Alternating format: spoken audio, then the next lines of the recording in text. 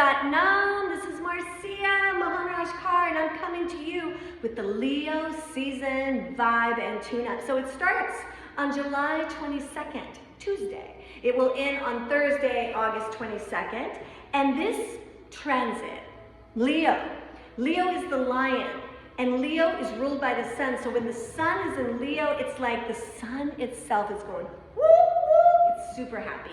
So this is about confidence, playfulness, leadership, and seizing the moment. There is going to be huge opportunities for you.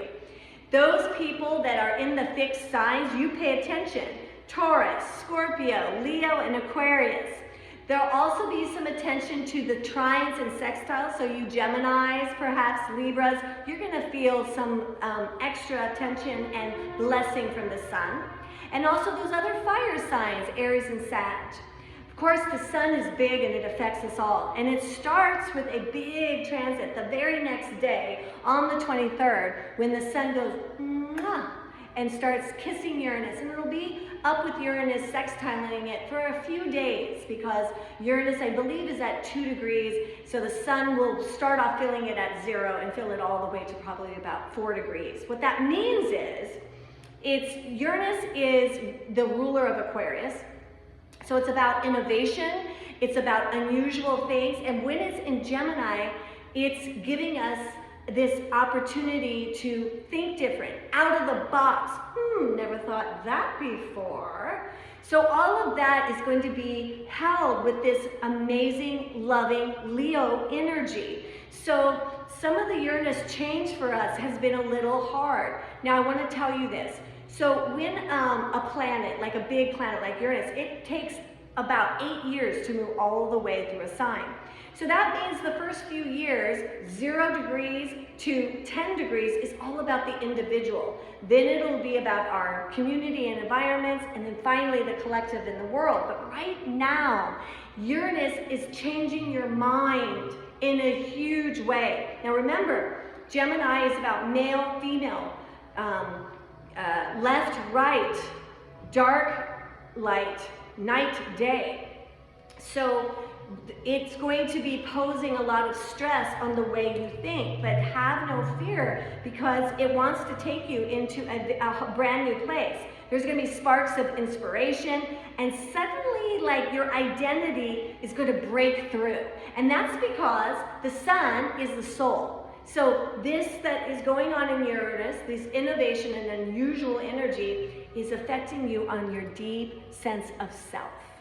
So I've been talking a lot about this in my readings and in my talks with you, that the biggest change in humanity, and of course it starts with the individual, is the way we think. We cannot continue to think in the very linear has to break down, judgment has to change. These ways of thinking that have really shown us the pain of separation is what's on task. So I keep saying to people, it's not about leaving the friendship. It's not necessarily about walking out on the marriage. It's not about leaving the job. Hold up, hold up, hold up. It's about thinking about it different. And if you think about it different and you do the healing around where your mind has backed you into, you might just find you want to stay. I have had a tremendous upgrade in a certain area of my life where I was pretty much, I think I have to be done with that. And my Kundalini practice has increased. I started going to more classes because it's good to go to a class because they tell you what to do. You don't do your same old patterns. Anyways, my mind with this Uranus Gemini switched up how I'm looking at something. And now it's like it's brand new.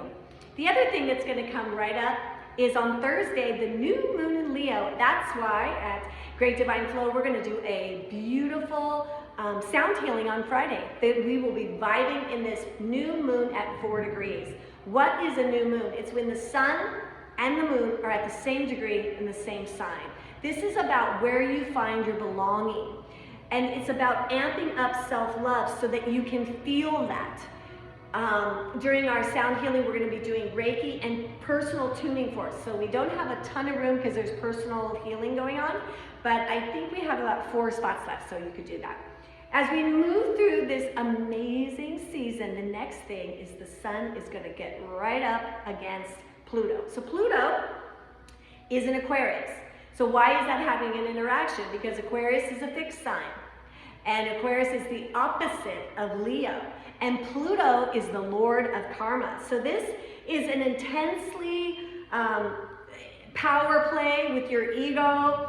There will be ego clashes because there is something that is coming to life, and karmically you have to be done with it. That's really what Pluto's about. It's about calling our attention to what must end. So it's a kind of a double-edged sword kind of moment. It's going to integrate your shadow and help you find your own light so that you can love the other. And just like I said with Uranus, Pluto, the lord of karma, is probably for almost a decade going to be hitting us personal, right? Because we have those first degrees are about you, the next set of degrees are about, so you get my point. The next thing is, actually before that, on July 23rd, is Venus squaring Mars. Yum! So Venus squaring Mars is going to bring romantic tension. It could bring jealousy, but it could bring chemistry. And, you know, that's like 2 days from now, so we're already feeling it, and I have to say, whoo, am I feeling some chemistry in my life? So if you have the opportunity to let that energy get fiery and yummy, it's here for you. It says Mars is our masculine action, and Venus is our loving, intuitive, and when they come together, there is chemistry. There is some kind of an alignment that hasn't been available that is now available for you. Chiron is in Aries, and it's going to go retrograde. And so wounds around identity, because it's Aries, and self-expression are going to be put in the lap of the Divine Mother, warmed by this Leo sun. And you're going to have some moving ahead of your childhood wounds that are affecting who you think you are today. I'm just making sure I hit all the good stuff. Of course, we have the Mercury Retrograde. I've been doing readings about them, and they have been off the charts. So my special, normally my 15-minute personal readings are $40, but they're $30 until Friday. So if you want a reading on the Leo season, Leo new moon, and Mercury Retrograde in Leo, it is on fire right now. It's really good stuff. So Mercury Retrograde is giving us this opportunity to amp up our self-love, to have clarity in our mind so that we can receive messages from our higher self, from our soul, from our team, our guides, right? And this receiving is going to show us where we truly belong. You're shifting. And it, you know, some of it can be a little unnerving. New friends are coming, and some are not fitting, right? And so the keepers in your life, like your children and your husband, you're upgrading, and they're in the same soup. So when we both upgrade, sometimes you kind of look at each other and go, who are we now? Take a deep breath, because this retrograde is delivering you at a high alchemy, different chapter in everybody's life. But there's always that part when everybody's changing and they haven't really gotten their equilibrium, that it can bring about old wounds coming up to the surface, or fear sometimes. Sometimes it's like, well, this doesn't feel the same. And certain personalities, any change makes them feel afraid. So have compassion, and have compassion for yourself as you move through this. So what the Mercury Cazimi is when this Mercury retrograde in Leo comes face to face with the sun in Leo. So that's going to happen on July 31st at the end of this month. And it's going to bring a lot of movement, clarity, emphasis on journaling and processing, revisiting your past, because the sun is touching retrograde, right? So that's all the words: reevaluate, revisit, rebirth. Ultimately, it is the rebirth. On August 6th, Mars is going to go into Libra, and that Libra is going to sextile the sun in Leo. So there's going to be some actions towards balance, justice, and relationships.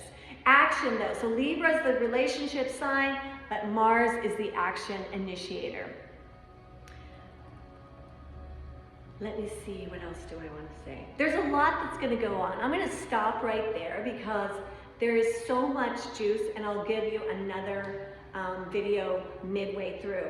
We're also going to have this Cancer, Jupiter has moved into Cancer. So in the middle of August, Venus is going to move into Cancer. And that is going to bring us some amazing emotional abundance. It's really going to be an emotional upgrade. So I want to let you know this. When you go through Cancer, which we are coming to the end of, Cancer makes us aware of our ancestors, of our DNA, of our childhood, especially in the very beginning of Cancer, which was June 21st. So we are moving out of that. So there could have been emotions and stuff to process, and oh my God, why am I thinking about that with my ex-husband from 30 years ago, or my childhood bad birthday party, right? That stuff comes up in Cancer. And there is this clarity and healing that is coming to you via the Venus conjunct Jupiter, both in Cancer. So there is this sweet, loving capstone that is going to highlight cozy community opportunities and scenes that, because Jupiter expands, so this healed emotion is going to connect you to others. I hope this serves you well. I can't imagine going through all of the things that are going on Earth without Kundalini Yoga. If you've never tried Great Divine Flow, you can do it online. You can do it from anywhere in the world, really.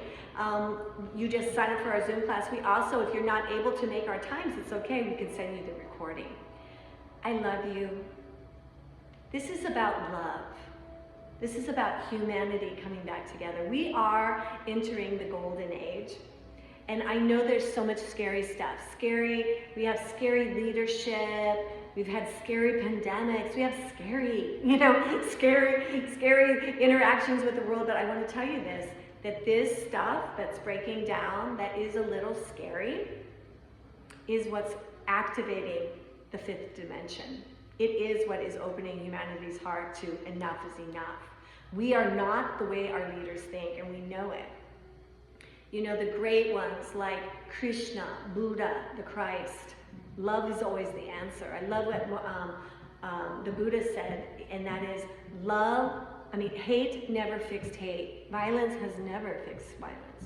Love has to. But love is complicated, and that's why big rulerships don't know how to do that. It's like, okay, well then what do you do with a murderer? There are other things. We have to be responsible for the consciousness of that person.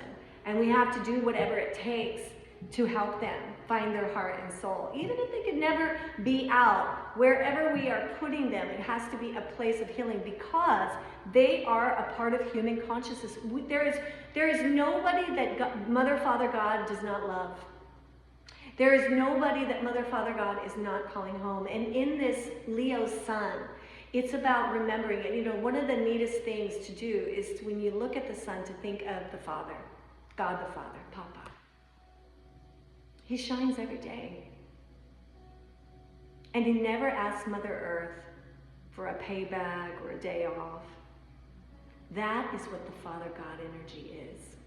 It sustains us. And Mother Earth, she's the feminine. She's a desert and she's the Himalayas. And all of the facets of who she is beautiful. And guess what? You and I, we are made from them. We are in their image. Not just our physicality, because this physicality is definitely made of the earth, but also our soul. Our soul came from love and light, and it will one day return. But the deal is, and this Leo season is going to really help you shine this, you want to do it now. You want to love as much as you can now. I love you. If you want a reading, reach out to me. You can text me, DM me, whatever. Come see me on the new moon Friday. I'll be with my friend Andrea, and we're going to love you up 6 o'clock at the Great Divine Flow. Satnam.